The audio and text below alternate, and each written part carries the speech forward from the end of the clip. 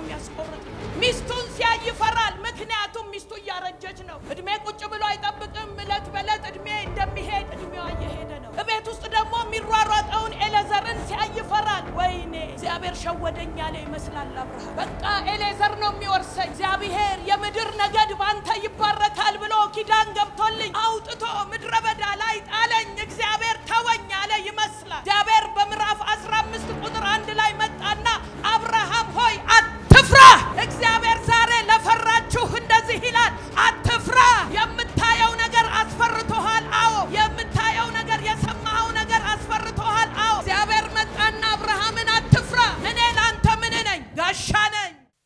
ዘፍጥረት ምዕራፍ 15 ከዚህ ነገር በኋላም የእግዚአብሔር ቃል በራእይ ወደ አብርሃም መጣ እንዲህ ሲል፣ አብርሃም ሆይ በሉት ባካችሁ፣ ጩሁና ከዚህ በላይ እኔ ላንተ ጋሻ ነኝ፣ ዋጋህም እጅግ ታላቅ ነው። አብርሃም ሆይ ምን አታድርግ? ድገሙት። አጠገባችሁ ያለውን ሰው በደንብ ነካ አድርጉትና እግዚአብሔር የሚለውን ትሰማለህ ወይ በሉት። አትፍራ ነው የሚለው በሉት።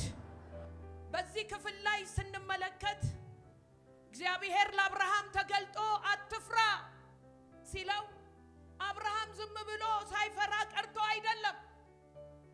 መልእክት ከእግዚአብሔር ዘንድ ሰምቼ ነው የመጣሁት። የእግዚአብሔር ሴትና ወንድ ልጆች ጆሮአችሁን በደንብ ክፈቱና ስሙኝ።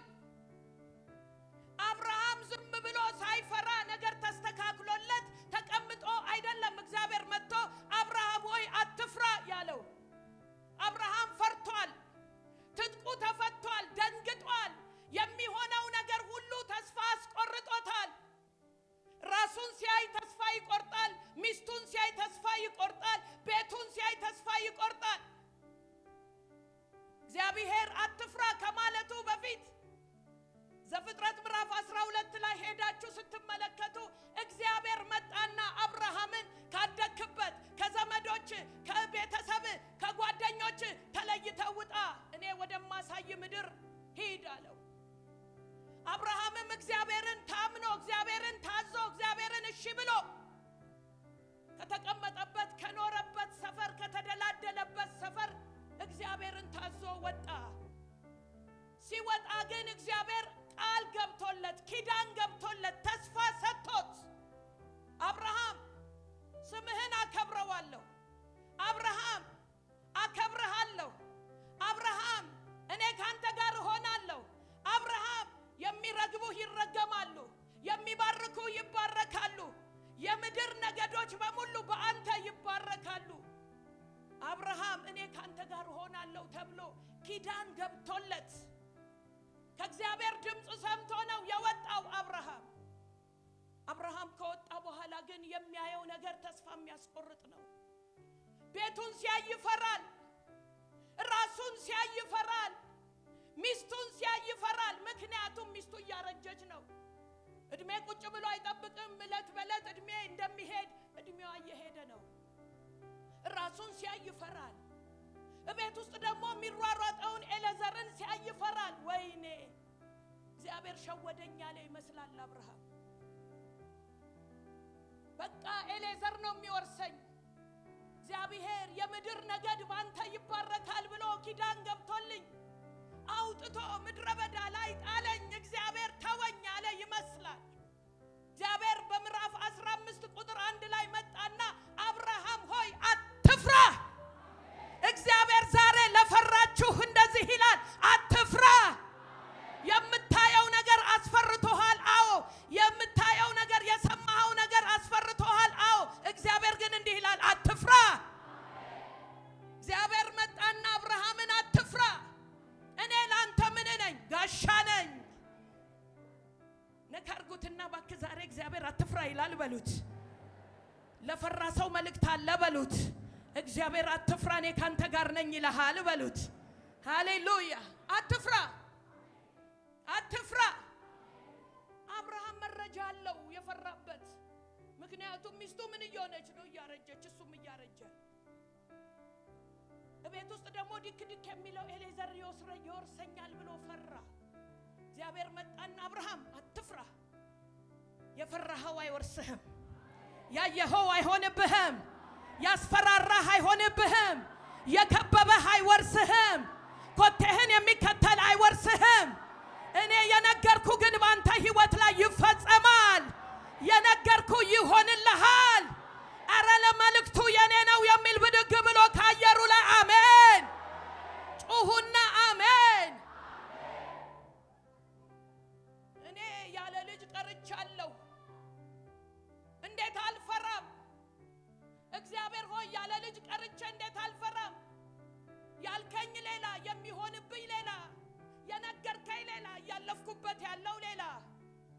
አንዳንዶቻችሁ ስለ ድርጅታችሁ ፈርታችኋል። ስለ ትዳራችሁ ፈርታችኋል። ስለ ልጆቻችሁ ፈርታችኋል። ስለ ኑሯችሁ ፈርታችኋል። ስለ ነገ ፈርታችኋል። አብርሃምም ፈርቷል። መረጃ አለው። እንዴት አልፈራም? እግዚአብሔር ሆይ ያለ ልጅ ቀርቼ። አትፍራ አብርሃም አትፍራ። የፈራኸው አይወርስህም። ለምን ሲባል እኔ ካንተ ጋር አለሁ። ለምን ሲባል እኔ እግዚአብሔር ካንተ ጋር አለሁ።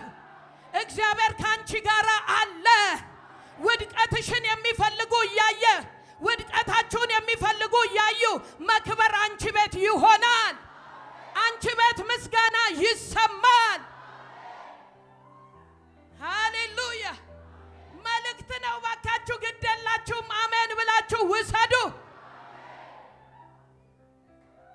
አትፍራ። ፈርተሃል? መንገድ ላይ ልቀር ነው ብለህ ፈርተሃል? የጠራኝ ጌታ ትቶኛል ብለህ ፈርተሃል? አትፍራ። ነካርጉትና አትፍራ በሉት። እግዚአብሔር እንዲህ አለው አብርሃምን። አብርሃም አቤቱ እግዚአብሔር ሆይ ምን ትሰጠኛለህ? እኔም ያለ ልጅ እሄዳለሁ። የቤቴ መጋቢ የደማስቆ ኤሌዘር ነው አለ። አብርሃምም ለኔ ዘር አልሰጠኸኝም፣ እነሆም በቤቴ የተወለደው ሰው ይወርሰኛል አለ። እነሆም የእግዚአብሔር ቃል እንዲህ ሲል መጣለት፣ ይህ አይወርስህም፣ ነገር ግን ከጉልበትህ የሚወጣው ይወርስሃል። ወደ ሜዳ አወጣውና ወደ ሰማይ ተመልከት፣ ከዋክብቶችን ልትቆጥራቸው ትችል እንደሆነ ቁጠር አለው። ዘርህም እንዲሁ ይሆናል አለው። ሃሌሉያ። እግዚአብሔር ዛሬ በዚህ ማለዳ እዚህ ለተገኛችሁ ለእግዚአብሔር ሴትና ወንድ ልጆች እግዚአብሔር እንዲህ ይላል፣ አትፍሪ፣ አትፍራ። ነገ ምን ሆናለሁ ብለህ አትፍራ። ነገ እንዴት እኖራለሁ ብለህ አትፍራ። ነገ እንዴት እወጣለሁ፣ ነገ እንዴት እገባለሁ ብለህ አትፍራ። የእስራኤል ልጆች 430 ዓመት ጡብ እየጠበጠቡ እየተገረፉ እየተደበደቡ ለፈርዖን ባሪያ ሆነው እየተገዙ ባለበት ሰዓት እግዚአብሔር መጣና በቃ ብሎ ከፈርዖን ግዛት በሙሴ አማካኝነት አወጣቸው። ዘጸአት ምዕራፍ 14 ቁጥር 10 ላይ አወጣቸው። እልል እያሉ ከግብጽ ምድር ወጡ። በዝብዘው ወጡ። እግዚአብሔር ረዳን፣ እግዚአብሔር ጩኸታችንን ሰማ፣ እግዚአብሔር ዘንበል አለልን ብለው ከግብጽ ማርነት ወጡ። ሲወጡ ግን ያልጠበቁት ነገር መንገድ ላይ ገጠማቸው። ያላሰቡት ነገር ገጠማቸው። እልል ብለሽ ሳጨርሺ፣ እልል ብለሽ ሳጨርስ የገጠመ ነገር አለ። እግዚአብሔር ዛሬ ማለዳ እንዲህ ይላል፣ አትፍራ። ነገር ተቀይሮ አይኖች ማየት ይጀምራሉ። ነገር ተገልብጦ አይን ማየት ይጀምራል። እስራኤላውያኖች እየተመሙ መጽሐፍ ቅዱሳችን ሲናገር 600 እግረኛ ይላል። እየተመሙ ያለ ፈርዖን ቆጨው፣ ተናደደ፣ ተበሳጨ። ለምን ለቀቅኳቸው? ልሂድና እንደገና ላምጣና ጡብ ላሰራቸው። የቻልኩትን ገድዬ ያልቻልኩትን ማርኬ አምጥቼ ጡብ አሰራቸዋለሁ ብሎ አሉ የሚባሉ ሰራዊቱን ሰብስቦ ከቶ ከኋላ እየከነፈ መጣ። የእስራኤል ሕዝብ ደግሞ ከፊት ለፊቱ የኤርትራ ባህር አለ። ዞር ብለው ሲመለከቱ ፈርዖን ከኋላ ተናዶ አቧራውን እያቦነነ መጣ። ወይኔ አሉ፣ ወይኔ ሙሴ ጉድ ሰራህን። ሙሴ ላይ ጮሁ ይላል። ሙሴ ላይ ጮሁ። ምን ነው ሙሴ በግብጽ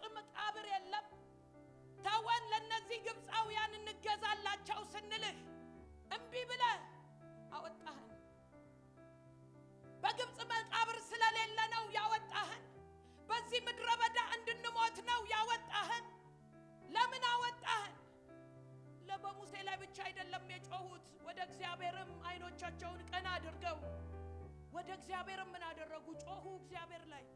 ምን አደረግን? አውጥተህ በምድረ በዳ ትጥለናለህ? ምድረ በዳ ላይ ልታስጨርሰን ነው? ወይኔ አሉ። እግዚአብሔርም ላይ ጮሁ። ሙሴ ግን ብድግ አለና እግዚአብሔር ላይ መጮሃቸውንም እሱ ላይ መጮሃቸውንም ካዳመጠ በኋላ እንዲህ አላቸው። ስሙ አላቸው በትንቢት መንፈስ። ዛሬም እናገርባችኋለሁ፣ ዛሬም እናገራለሁ። በህይወታችሁ ላይ የሚበቅል ቃል እናገራለሁ፣ የሚሰራ ቃል እናገራለሁ። ዛሬ የምታያቸውን ግብፃውያን ለዘላለም አታዩአቸውም አለ። እኔን ዛሬ በትንቢት መንፈስ እናገራለሁ። ኮቴ ኮቴህን እየተከተለ የሚዘጋ፣ ኮቴ ኮቴህን እየተከተለ የሚያበላሽ እሱ ጠላት በጢሙ ይደፋል። አንተ ደግሞ ከፍታውን ትረግጣለህ። እግዚአብሔር ካንተ ጋር መሆኑ ይነገራል። የእግዚአብሔር አብሮነት ካንተ ጋር መሆኑ ይነገራል። እግዚአብሔር አምላክ መሆኑ ይነገራል።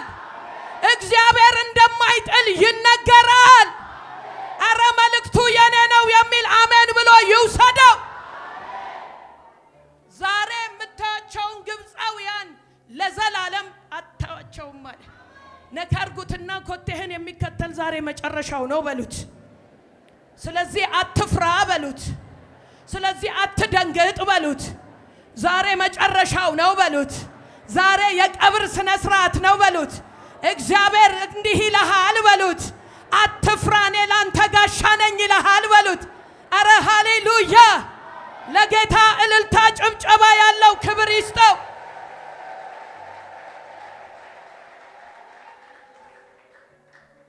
አትፍሩ። ሙሴ እንዲህ አላቸው፣ አትፍሩ።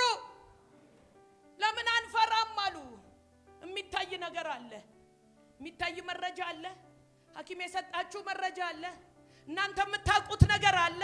እጃችሁ ላይ መረጃ ያለ ሰዎች እግዚአብሔር እንዲህ ይላል፣ አትፍሪ። እግዚአብሔር እንዲህ ይልሃል፣ አትፍራ። አረ ግድ የላችሁም አሜን በሉ። አትፍራ። ሙሴ አለ አትፍሩ። ሙሴ ነብይ ነው። አትፍሩ። ዛሬ የምታዩአቸውን ግብፃውያን ኮቴህን እየተከተለ የሚያበላሽ፣ ኮቴህን እየተከተለ የሚዘጋ፣ በሽታ የሚጥል፣ ነገርህን የሚያሰነካክል እሱ በጢሙ ይደፋል። ዛሬ መጨረሻው ይሆናል። እነዚህ ግብፃውያን ለዘላለም አታያቸውም፣ አታያቸውም። እግዚአብሔር ስለናንተ ይዋጋል። አጠገባቸው ያለውን ሰው እግዚአብሔር ስላንተ ይዋጋልና አትፍራ በሉት። እግዚአብሔር ስላንተ ይዋጋል፣ አትፍራ በሉት። እግዚአብሔር ስላንተ ይነሳል፣ አትፍራ በሉት። እግዚአብሔር ስላንተ ይፈርዳልና አትፍራ በሉት። እግዚአብሔር ስላንተ ይቆማልና አትፍራ በሉት። አረ ሃሌሉያ! አንድ ሰው መልእክቴ ነው የሚል ብቻ ጮሆ አሜን ይበለኝ። ሃሌሉያ! እግዚአብሔር ስላንቺ ይዋጋል። እግዚአብሔር ስላንቺ ይፈርዳል። እግዚአብሔር ስላንቺ ይሟገታል። እግዚአብሔር ስላንቺ ይነሳል። አምላኳ ይሄንን አደረገላት መባል ይጀምራል። አምላኩ እንደዚህ አደረገለት መባል ይጀምራል። ስለዚህ አትፍራ። ያጠገባችሁ ያለውን ሰው በጭራሽ አትፍራ በሉት። ሃሌሉያ! አትፍራ። ነገ ምን ሆናለሁ ብለህ እንቅልፍ አትጣ። ነገ ምን እበላለሁ ብለህ እንቅልፍ አትጣ። ነገ ምን የቤት ኪራይ እከፍላለሁ ብለህ አትጨነቅ። አትፍራ። እግዚአብሔር እንደዚህ ይላል፣ አትፍራ። የእስራኤል ሕዝብ ፈርቷል።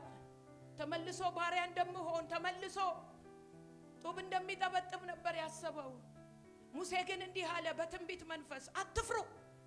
ዛሬ የምታያቸውን ግብፃውያን ለዘላለም አታያቸው። እግዚአብሔር ስለናንተ ይዋጋል። እናንተ ዝም ትላላችሁ። ውጊያው የእግዚአብሔር ነው። ስራው የእግዚአብሔር ነው። እናንተ ግን ምን አትሁኑ? አትፍሩ። አሜን፣ አሜን፣ አሜን።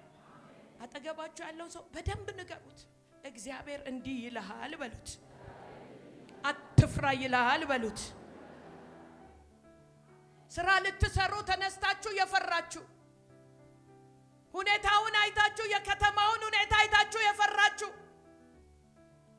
ብዙ የሚያስፈራ ነገር አለ። የሚሰማው ነገር ደስ አይልም። ግን እግዚአብሔር እንዲህ ይላል አትፍሩ።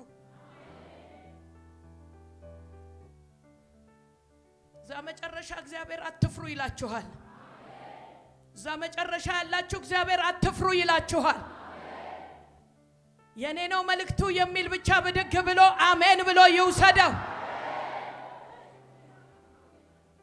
ኢየሱስ ደቀ መዛሙርቱን በሁለት ዓሣና በአምስት እንጀራ 5000 ሰዎችን ከመገበ በኋላ ደቀ መዛሙርቶቹ ሲያስተናግዱ ውለው ደክሟቸዋል።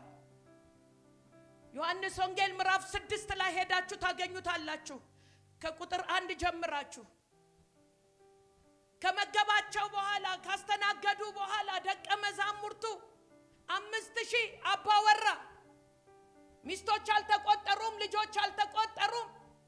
ካስተናገዱ በኋላ ደቀ መዛሙርቱ አስተናግደን እኛ ሳንበላ እንዳይሉ፣ አስተናግደን ባዶአችንን ሄድን እንዳይሉ 12 ሞሰብ ምን አረገ ይላል ተረፈ። አንዳንድ ሞሰብ እንዲወስዱ ጌታን አገልግሎ መጣል ስለሌለ፣ ጌታን ብሎ መክሰር ስለሌለ፣ አገልግለሽ አትጣይም፣ አገልግለህ አትጣልም። ለእያንዳንዳቸው አንዳንድ ሞሰብ ይዘው ሂዱ ወደ ማዶ ተሻገሩ አላቸው። አሁን መሽቷል፣ ወደ ማዶ ተሻገሩ ሂዱ አላቸውና ወደ ማዶ ሊሻገሩ ወጡ። ጀልባቸው ላይ ወጥተው ኢየሱስ ግን እዛው ቀረ። ብቻቸውን ሞሰባቸውን ተሸክመው በጀልባ ገብተው መቅዘፍና መሄድ ሲጀምሩ 25 እና 30 ምዕራፍ ያክል ቀስፈው ከሄዱ በኋላ ጨላልሟል። ኃይለኛ አውሎ ነፋስ ተነሳ። ኃይለኛ ወጀብ ተነሳ። ለአንድ ሰው ነው እየተናገርኩ ያለሁት። በህይወትሽ ላይ ወጀብ የተነሳብሽ፣ በህይወት ላይ ወጀብ እንዳትሄድ እንዳትደርስ መንገድ ላይ ሊያስቀርህ ያልጠበቅከው አውሎ ነፋስና ወጀብ ተነስቶ እያናወጠ ላለ ለአንድ ሰው ነው እየተናገርኩ ያለሁት። አለቀልን ሲሉ፣ አከተመልን ሲሉ፣ ሳንበላው ምግቡን እንደያዝን እዚሁ ጭጭ ልንል ነው ሲሉ መታወካቸውን ያየ፣ መረበሻቸውን ያየ፣ መናወጣቸውን ያየ ጌታ በባህሩ ላይ እየተራመደ፣ ባስጨነቃቸው ላይ እየተራመደ፣ ባወካቸው ላይ እየተራመደ በዛ ሌሊት ኢየሱስ ወደ እነሱ መጣ። ኢየሱስ እንዲህ አላቸው፣ አትፍሩ፣ አትፍሩ። ዛሬ ባስጨነቀሽና ባወከሽ ነገር ላይ ኢየሱስ እየተራመደ መጥቶ ዛሬ ከፍታን ያስረግጥሻል፣ ከፍታን ያስረግጥሃል። የነገረጋ ሳትደርስ መንገድ ላይ አትቀርም። ያስጀመረ ጌታ ያስጨርስሃል። ያስጀመረሽ ጌታ ያደርስሻል። አረ መልእክቱ የኔ ነው የሚል አሜን ይበለኝ። ያንተን ገንዘብ ተማምኖ አይደለም፣ ያንተን ገንዘብ አካውንትህን አይቶ አይደለም ትደርሳለህ የሚል ራሱን ተማምኖ ያስጀመረሽ ጌታ ያደርስሻል። ያስጀመረ ጌታ ያደርስሃል። አረ መልእክቱ የኔ ነው የሚል ጩኸት ያለው፣ እልልታ ያለው፣ ክብር ያለው ሃሌሉያ። ባስጨነቃቸው ላይ ባወካቸው ላይ ይሄ የነገስታት ንጉስ፣ ይሄ የጌቶች ጌታ ያስፈራቸውን እየረገጠ ወደ አንቺ መጥቶልሻል። እየረገጠ ወደ አንተ መጥቶልሃል። እየረገጠ ሊገላግል መጥቶልሃል። ስለዚህ እንደዚህ ይልሃል፣ አትፍራ። አሜን አሜን አሜን። ነካ አድርጉትና የሚለው እየገባህ ነው ወይ በሉት። አጠገባችሁ አትፍራ እያለህ ነው በሉት። ምንም ነገር አትፍራ ይልሃል በሉት። አሜን አሜን። ኢያሱ ምዕራፍ 1 ቁጥር 9 በምትሄድበት ሁሉ አምላክ እግዚአብሔር ካንተ ጋር ነውና ጽና፣ አይዞህ፣ አትፍራ። ማን አለ ካንተ ጋር? የአንድ ሀገር መሪ ሳይሆን የነገስታቱ ንጉስ፣ ፊቱ የማይጠቁር ብትጾም ባትጾም፣ ብትበረታ ባትበረታ ፊቱን የማያጠቁር ጌታ እሱ ካንተ ጋር አለ። ስለዚህ አትፍራ ይላል። ሃሌሉያ አሜን አሜን አሜን። 8 ላይ እንደዚህ ይላል፣ እኔ አድን ዘንድ ካንተ ጋር ነኝ። እግዚአብሔር የሚለውን ስማ በሉት። አጠገባቸው ያለውን ሰው ከከበበ ካስፈራ ካስጨነቀ እንድትፈራ ካደረገ ከበባ ካደረገብህ ሌትና ቀን እንቅልፍ ከነሳ ነገር እግዚአብሔር ያድንሃል በሉት። እግዚአብሔር ያስመልጥሃል በሉት። እንደዚህ ይላል፣ እኔ አድን ዘንድ ካንተ ጋር ነኝና ከፊታቸው አትፍራ። አትፍራ። ከምን? ከፊታቸው አትፍራ። አሜን። ፊታቸው ምን ያህል ያስፈራ ሊሆን ይችላል። ፊታቸውን ያጠቆሩ ሰዎች ሊኖሩ ይችላሉ። የተቆጡ ሰዎች ሊኖሩ ይችላሉ። ግን አትፍራ።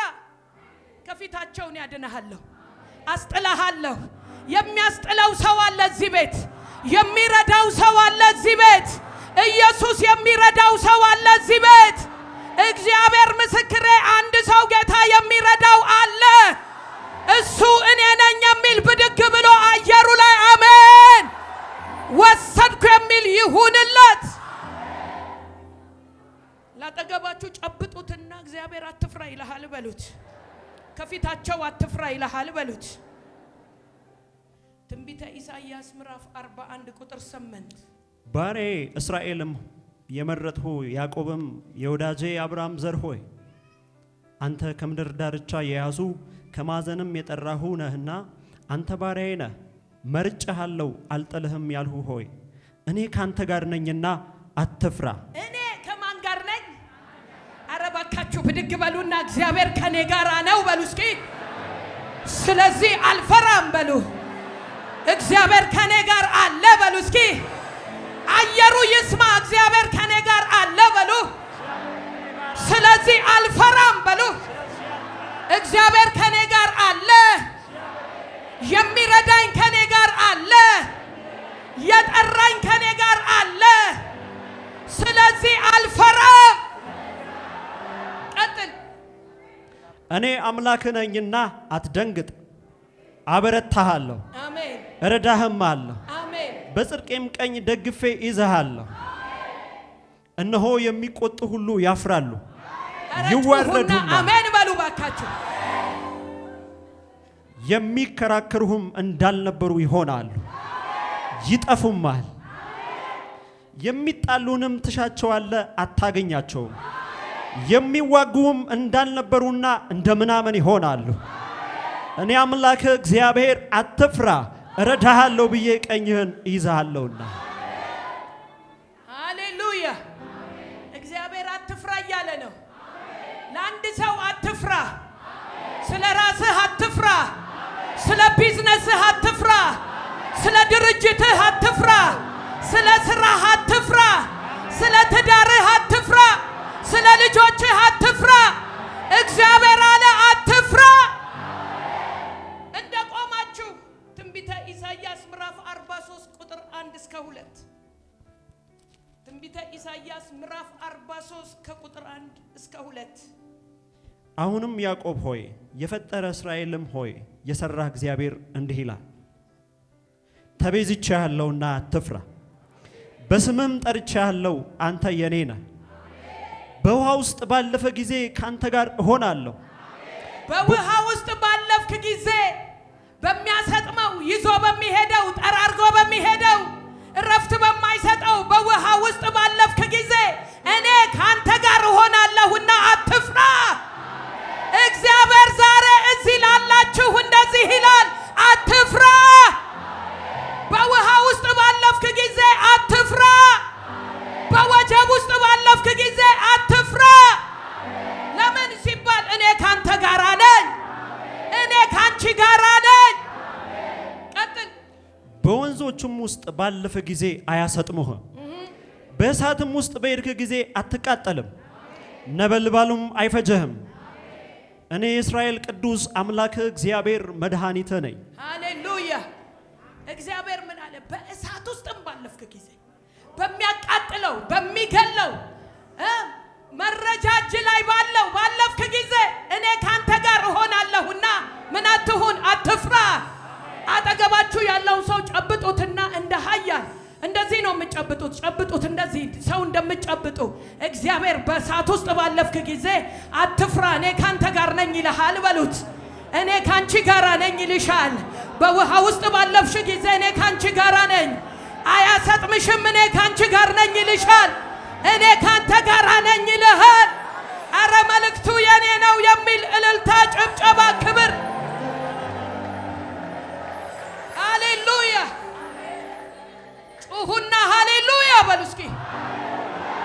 ትንቢተ ሕዝቅኤል ምዕራፍ 2 ቁጥር 6 ላይ እንደዚህ ይላል፣ አንተም የሰው ልጅ ሆይ ኩርንችትና እሾህ ካንተ ጋር ቢኖሩ።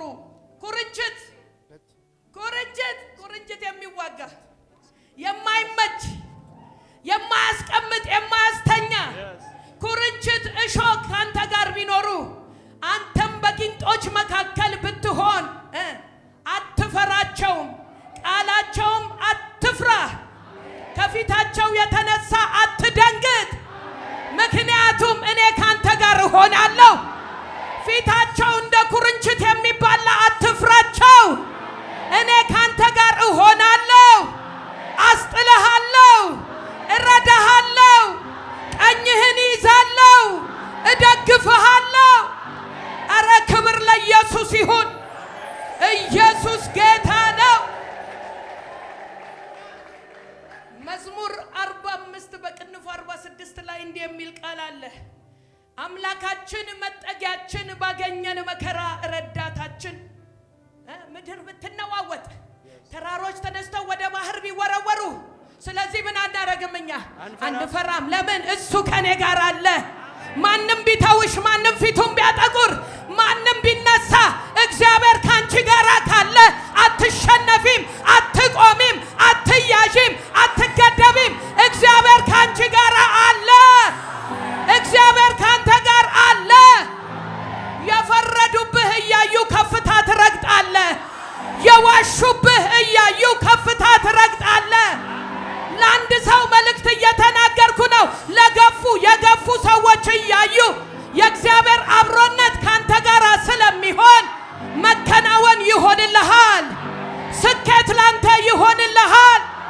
መድረሻ ያማረ ይሆናል። አረ የሚያምን አሜን ብሎ ይውሰደው።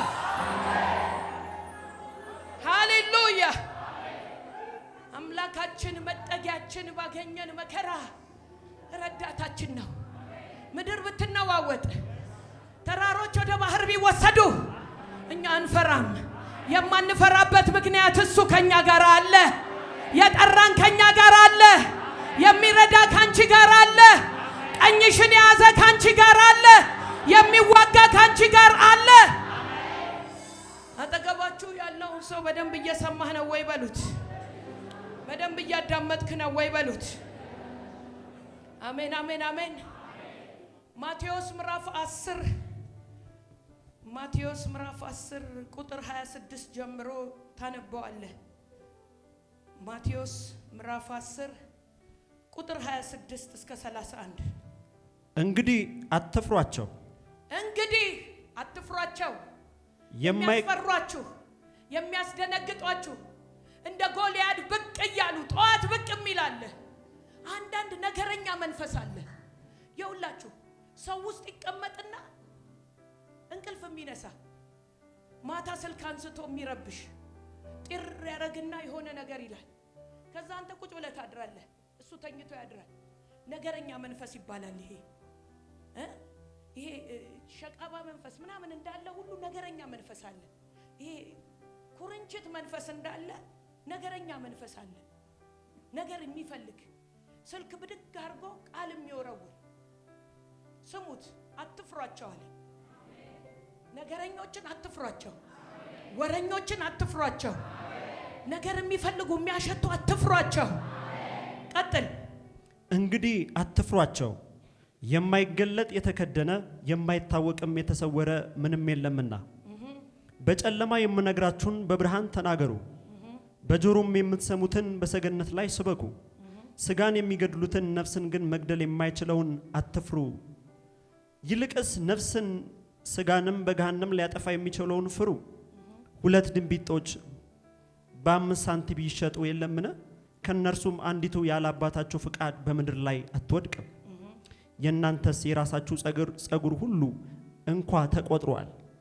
እንግዲህ አትፍሩ፣ ከብዙ ድንቢጦች እናንተ ትበልጣላችሁ።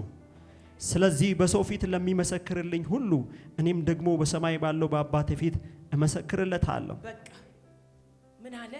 ከድንቢጦች ትበልጣላችሁ። ስለዚህ እናንተ አትፍሩ። ድንቢጥ ከድንቢጥ ትበልጣለህ በሉት አጠገባችሁ ያለው ሰው። ስለዚህ እግዚአብሔር ስላንተ ይዋጋል በሉት። እግዚአብሔር ስላንተ ይፈርዳል በሉት። ስለዚህ አትፍራ በሉት። ነገረኛ መንፈስ አትፍራ በሉት። ወረኛ መንፈስ አትፍራ በሉት። በሽታ ጣይ መንፈስ አትፍራ በሉት። የደብተራ መንፈስ አትፍራ በሉት። ደጋሚውን አትፍራ በሉት። ጨሌ ጣይ መንፈስ አትፍራ በሉት። አንተ ከድንቢጥ ትበልጣለህ በሉት። አሜን አሜን አሜን። የመጨረሻ ጥቅሴ ምዕራፍ 6 ማቴዎስ ምዕራፍ 6 ከቁጥር 25 እስከ 34። ስለዚህ እላችኋለሁ ስለ ነፍሳችሁ በምትበሉትና በምትጠጡት ወይንም ስለ ሰውነታችሁ በምትለብሱት አትጨነቁ። ስለምን? ድገመው። በምትለብሱት አትጨነቁ። አትጨነቁ። ስለምትለብሱት ልብስ አትጨነቁ። ምን እለብሳለሁ? ምን እበላለሁ? ምን እንዴት እኖራለሁ? የቤት ኪራይ ከየት መጥቶ ይከፈላል ብላችሁ አትፍሩ። ነካርጉት። እንዴት እኖራለሁ ብላችሁ አትፍሩ ይላል በሉት አጠገባችሁ ያለው ሰው።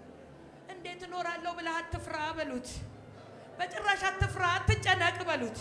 ድገምና አንብበው። ድገመው እንደገና። ስለዚህ እላችኋለሁ ስለ ነፍሳችሁ በምትበሉትና በምትጠጡት ወይም ስለ ሰውነታችሁ በምትለብሱት አትጨነቁ።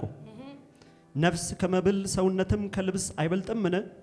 ወደ ሰማይ ወፎች ተመልከቱ፣ አይዘሩም፣ አያጭዱም፣ በጎተራም አይከምሩም፣ የሰማዩም አባታችሁም ይመግባቸዋል።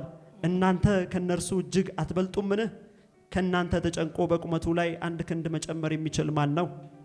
ስለ ልብስ ስለምን ትጨነቃላችሁ? ስለ ልብስ ስለምን ትጨነቃላችሁ? ስለ ኑሮ ስለምን ትፈራላችሁ? ዛሬ እግዚአብሔር አፍ ለአፍ እያወራን ነው። እዚህ ላላችሁ የእግዚአብሔር ሴትና ወንድ ልጆች ስለ ልብስ፣ ስለ ምግብ፣ ስለ ቤት ኪራይ፣ ስለ ነገር ስለምን ትጨነቃላችሁ? እሺ ቀጥል። ከናንተ ተጨንቆ በቁመቱ ላይ አንድ ክንድ መጨመር የሚችል ማን ነው? ስለ ልብስ ስለምን ትጨነቃላችሁ? የሜዳ አበቦች እንዴት እንዲያድጉ ልብ አድርጋችሁ ተመልከቱ። አይደክሙም፣ አይፈትሉም። ነገር ግን እላችኋለሁ ሰለሞንስ እንኳ በክብሩ ሁሉ ከነዚህ እንዳንዱ አልለበሰም። እግዚአብሔር ግን ዛሬ ያለውን ነገም ወደ እቶን የሚጣለውን የሜዳውን ሳር እንዲህ የሚያለብሰው ከሆነ እናንተ እምነት የጎደላችሁ እናንተማ ይልቁኑ እንዴት! እንግዲህ ምን እንበላለን፣ ምንስ እንጠጣለን፣ ምንስ እንለብሳለን ብላችሁ አትጨነቁ። ምንስ እንበላለን፣ ምንስ እንጠጣለን፣ እንዴት እንኖራለን ብላችሁ አትጨነቁ። አትፍሩ። የሰማይ አምላካችሁ እግዚአብሔር ሁሉን ያዘጋጃል። አሜን። አትፍሩ። አሜን። እግዚአብሔር ሁሉን ያዘጋጃል። እግዚአብሔር ሁሉን ነገር ያደርጋል። ስለዚህ እግዚአብሔር ዛሬ እያለ ያለው አትፍሩ መልእክት ነው። በህይወትህ፣ በአገልግሎትህ፣ በስራ ላይ፣ በቢዝነስ ላይ፣ በትዳር ላይ፣ በኑሮ ላይ እግዚአብሔር ምን አለ? አትፍራ። ኧረ ጩሁና አልፈራም በሉ እስኪ። የማልፈራው በሉ እስኪ እግዚአብሔር ከኔ ጋር አለ። አምላኬ ከኔ ጋር አለ። ስራ ቢኖር ባይኖር በሉት፣ ስራ ቢኖር ባይኖር፣ ገበያ ቢኖር ባይኖር፣ ማኖር የሚችል ጌታ በዙፋኑ ላይ አለ። የኔ እግዚአብሔር ታማኝ ነው። ማኖር ይችልበታል። የሚያምን ጩኸት